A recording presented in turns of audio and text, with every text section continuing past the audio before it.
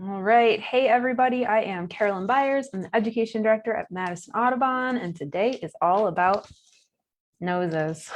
All right. So this is week 3 of our virtual summer camp. And if you are already a part of our camp, it's awesome. I'm glad you've been here with us through sight and smell. Nope, this is smell through sight and hearing. And if this is the first time you're hearing about our summer camp, it's free. It's available to anyone. You don't have to be a member. You can do it with just your family in your little bubble. You can do it with all the kids in your neighborhood if you want. It's whatever you're doing this summer, you can make it fit with your plan. Please stay safe though. COVID is still a thing. Okay. So this week, and we'll drop a link in the comments so that you can learn more about summer camp if you want to, because next week is week 4 and then it's going to start all over again. So if you missed out on the fun for any of our other weeks, you can join us for those weeks, join us for the same thing, do it all again if you want. It'll be great. But you can sign up for our second session of summer camp on our website. I'll drop a link there again. You don't have to register just to do the summer camp, but if you do want to be in our Super Explorers Club and have access to Flipgrid, where we get to share videos and nature stories and nature journaling, then you should sign up for that. And we'll give you a nature kit too, full of all sorts of fun goodies that you can use to explore with. That one's really heavy. There's extra stuff in there. Okay, so we are all going to be talking about noses today. And before I do that, I also want to say, if you're watching this live, you can type a note in the comments to say, hey, and I would love to chat with you. If you've got some cool nature stories to share, please do. Those are my favorite. I love nature stories. Okay. So we're going to be talking all about our sense of smell this week. And especially during this lesson, we're going to be talking a lot about mammal noses because they're really cool and we're mammals. And that's mostly what I wanted to talk about. We are going to do some stuff with other animal noses in summer camp, so you can look for that for sure. But anyways, let's see. I have some cool skulls here to share with you today. My human skull, which I love. You can pick skull noses. There's nothing in there. And I have some other animals too, so we can compare a little bit. But let me see. I want to share a little picture of what our noses look like on the inside, because I think that's really neat to learn about. So I'm going to share my screen here. Let's make it big. So this is a human nose. Incidentally, all the human nose diagrams I found online are very pink. And let's see, scent, a smell, if you will, say they're smelling a flower or a skunk or banana bread, or maybe you found some scat outside you're smelling. Anyways, the scent goes into your nose and you have all sorts of little hairs in your nose. I'm not going to show you because that'd be weird, but if you look in a mirror and look straight up your nose, there's all sorts of little hairs in there. And that helps, I don't know, collect any pollen or dust that might be in there. So that scent goes into your nose and eventually it goes through your nasal cavity. That's this big open area here. And it reaches these little lines here. And these are your olfactory receptors. Olfactory is all to do with smells in your noses. And these receptors here pick up scents and it goes into this olfactory bulb, which then transmits it to your brain. So that is where a scent becomes a thought in your brain. And then you're able to do something about it. Like if it's banana bread, maybe you'll eat it. If it's some scat, maybe you'll say, well, I'm not going to eat that. In fact, I'm going to back away. If it's a skunk, you're going to say, whoop, back away, back away, back away. But it's also really important too, because maybe you smell smoke. And that's really good to know about because you want to tell somebody about a fire and make sure that you're in a safe space and everybody else around you is safe too, right? Our sense of smell is really important for us. So these olfactory receptors here are really important. And I did some Googling and I learned some numbers. So humans, ready? Humans have about 5 million olfactory receptors, meaning 5 million of those places that can transmit a smell to your brain and tell your brain about it, right? So I looked up some animals that we're going to be talking about today. So our human has 5 million receptors for smell. So think about what you smell when you walk outside. Think about what you smell when food is cooking. Think about what it smells like to go into a store that you've never been in before, or into someone else's house. Maybe they cook different foods than you do. So just think about how you smell the world, right? And think about what you smell like if you hug a friend, or if you walk by someone on the street, right? Maybe you smell their perfume. Maybe you smell that maybe they shower less frequently than you do. It's all good. But you might smell different smells, right? If you smell people. Okay, so we have 5 million of those receptors. So the next animal I Googled was a cat, and they have 50 to 80 million. So that's way more than us, way, way, way more than us. But you ready for this? A deer, I have a deer skull here. A deer has about 297 million olfactory receptors. So deer are really, really good at smelling.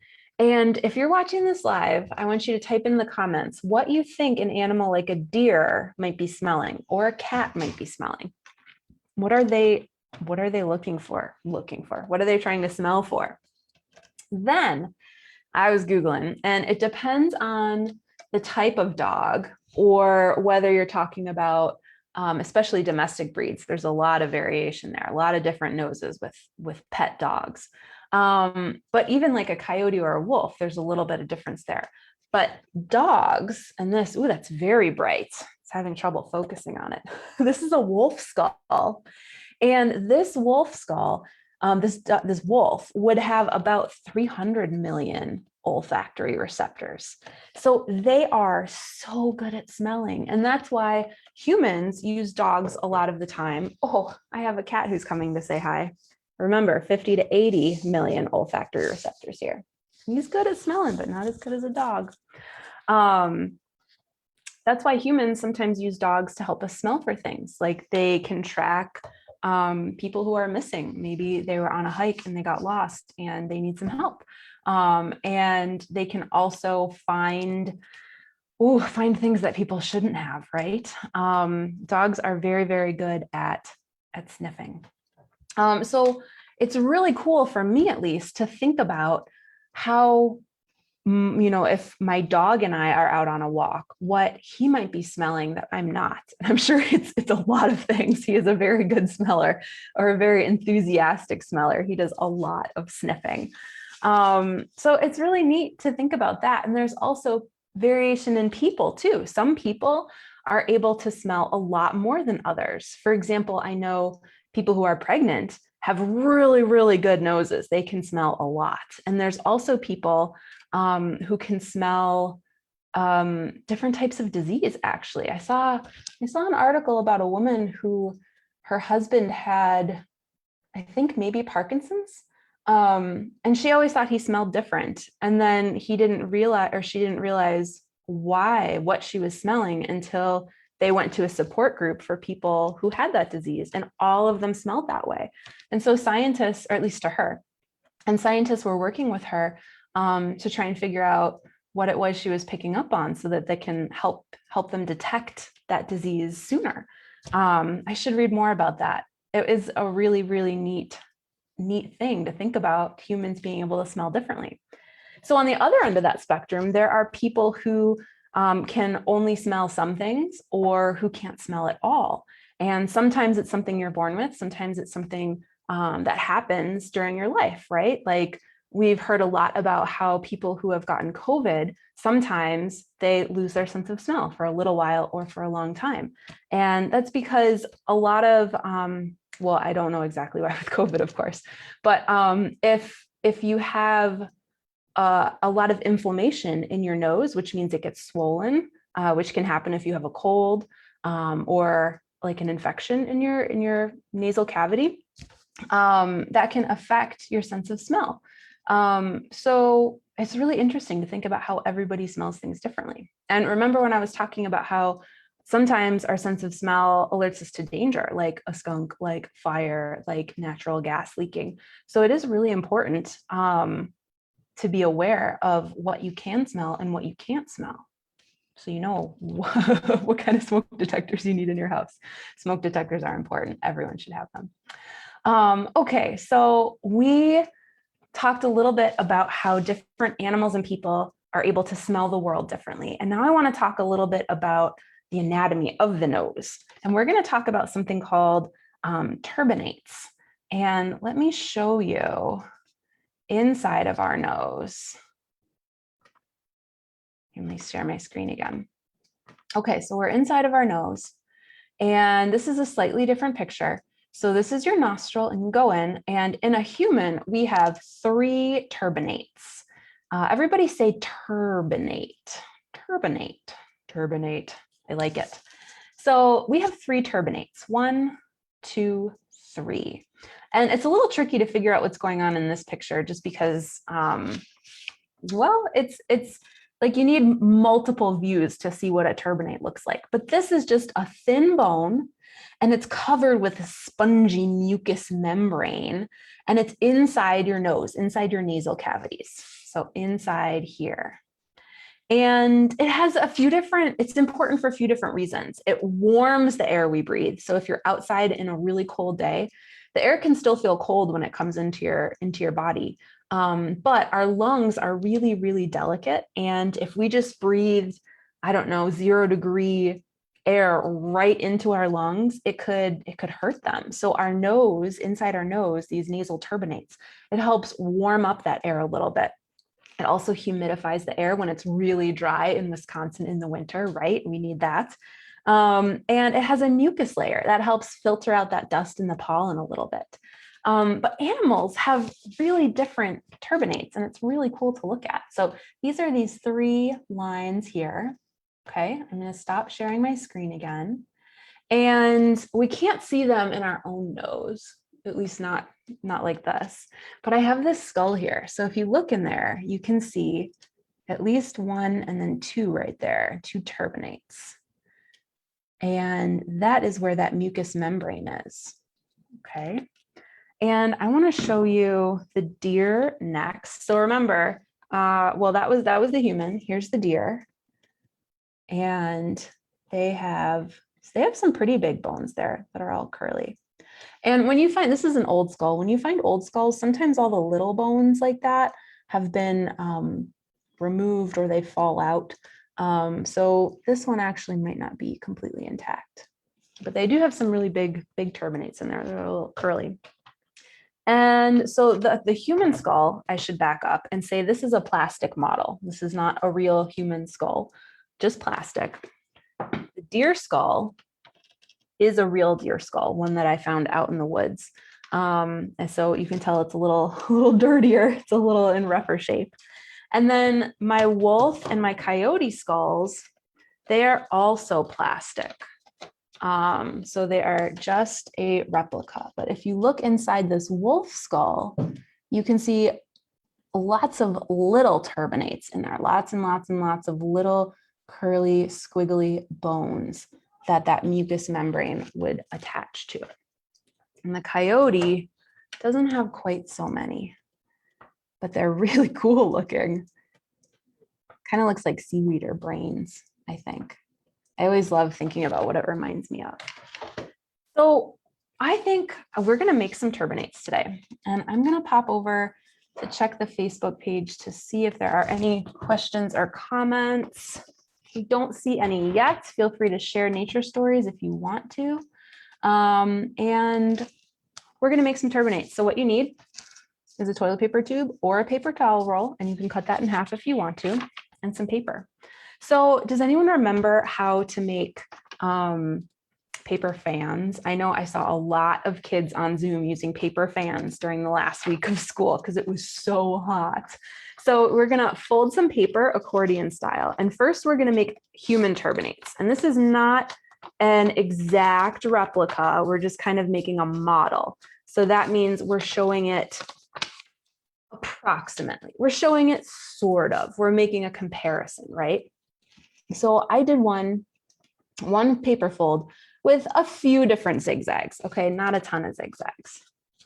And I'm going to do another one right here with a lot of zigzags. I'm going to make my folds a lot smaller.